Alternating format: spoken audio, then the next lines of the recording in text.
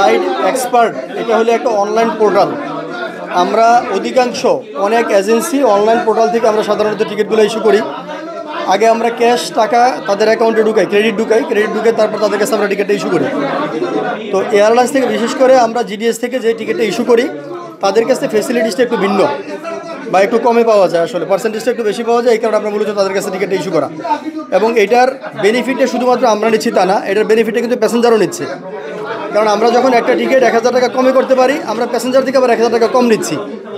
এখন ওনাদের পোর্টাল হঠাৎ করে বন্ধ হয়ে যাওয়াতে আমরা তাদের এখানে আসছি, এসে আমরা তাদের এখানে মালিক পক্ষের কাউকে পাই নাই, শুধু এখানে বিটুবির যে দায়িত্বে আছেন ওনাকে পেয়েছি, ওনাদের কিছু কর্মকর্তা আমরা পেয়েছি।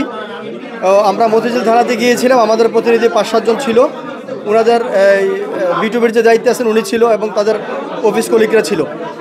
তো ওসি সাহেব আমাদেরকে বলে দিয়েছে এবং তাদেরকে বলে দিয়েছে যে তাদের পোর্টাল থেকে যে টিকিটগুলো ইস্যু করা, যেগুলো রিফান্ড হয় নাই এগুলো যেন রিফান্ড না হয়। আর বাহিরের যে আইডি থেকে টিকিটগুলো ইস্যু করা আছে এগুলোর ক্ষেত্রে যেন টিকিটগুলো রিফান্ড না হয় এটা তারা এনশিওর করতে বলছে তাদেরকে, ওই অফিসগুলোর সাথে কথা বলে। ওনার নামটা তো আসলে আমি এই মুহূর্তে জানি না, বাট উনি বিটিভির দায়িত্বে আছে। ওনার নামটা কি? সাইদ ভাই। হ্যাঁ, সাইদ ভাই, উনিও ছিল ওখানে। এখন আমরা অফিসে আসি আমাদের প্রত্যেকের টিকিটগুলো চেক করার জন্য যে কোনটা আমাদের রিফান্ড হয়ে গেছে, কোনটা রিফান্ড হয় নাই। যেগুলো রিফান্ড হয় নাই এগুলো রিফান্ড হবে না তারা এনশিওর করলো। আর যেগুলো রিফান্ড বিভিন্ন আইডি থেকে তারা টিকিটটা ইস্যু করেছে আমাদের, ওই আইডিগুলোর ব্যাপারে তারা বলতে পারতেছে না যে টিকিটগুলো রিফান্ড হবে কিনা, বাট তারা বলছে ওইগুলো আমরা বলতে পারবো না। আপনারা পার্সোনালি ওই অফিসগুলোর সাথে যোগাযোগ করে দেখতে পারেন, রিকোয়েস্ট করতে পারেন তারা যেন এগুলো রিফান্ড না করে। এখন আমাদের কথা হলো যদি টিকিটটা রিফান্ড হয়ে যায় আমরা একদিকে আর্থিকভাবে ক্ষতিগ্রস্ত, দ্বিতীয়ত হলে আমরা এখন এই মুহূর্তে এই সিটগুলো পাবো না, কারণ এখন সিটের খুব ক্রাইসিস।